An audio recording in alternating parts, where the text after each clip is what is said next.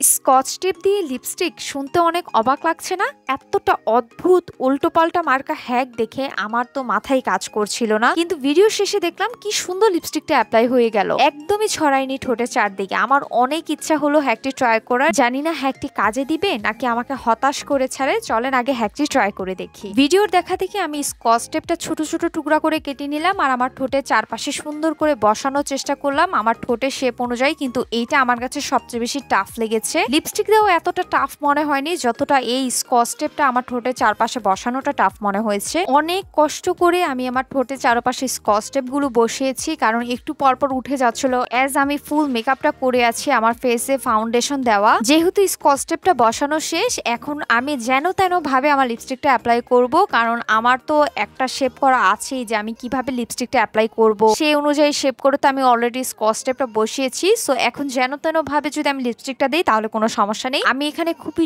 Deep কালারের একটি lipstick apply করছি, যেহেতু আমার আই লুকটা অনেক বেশি হালকা এবং একটু গ্লিটারি টাইপের। আমার মনে হলো যে একটু ডিপ টাইপের লিপস্টিক দিলে হয়তো লুকটা অনেক সুন্দর লাগবে, তাই ম্যাট এই ডিপ লিপস্টিকটা চুজ করেছি। লিপস্টিকটা শুকানোর পর এখন স্কচ টেপটা উঠানোর পালা। সো যখনই আমি স্কচ টেপটা সরালাম, আমি জাস্ট ভাবতেছিলাম যে ভাই এটা কি হলো এটা। আমি যে এই যে এত কষ্ট করে স্কচ টেপটা এত সুন্দরভাবে বসিয়েছি ফেসে, এত সুন্দর করে কাটলাম, কিন্তু কিভাবে এটা লিপস্টিকটা অ্যাপ্লাই হলো? এটা কোনো লিপস্টিক অ্যাপ্লাই করা হলো? আমার সব কষ্ট বিফলে। এত ফালতু হ্যাক ট্রাই না করে চোখ বন্ধ করে যদি আমি লিপস্টিক দিতাম, তাও মনে হয় এর চেয়ে সুন্দর করে আমি দিতে পারতাম। কেন যে এই ফালতু হ্যাকটা আমি ট্রাই করতে গিয়েছি, আপনারা একদমই ট্রাই করবেন না। আমার টাইমও ওয়েস্ট হলো, আমার লিপস্টিকটাও ওয়েস্ট হলো। নতুন আরো ভিডিও পেতে আমার পেজটিকে ফলো করবেন, ভিডিও শেয়ার করে দিবেন। টাটা।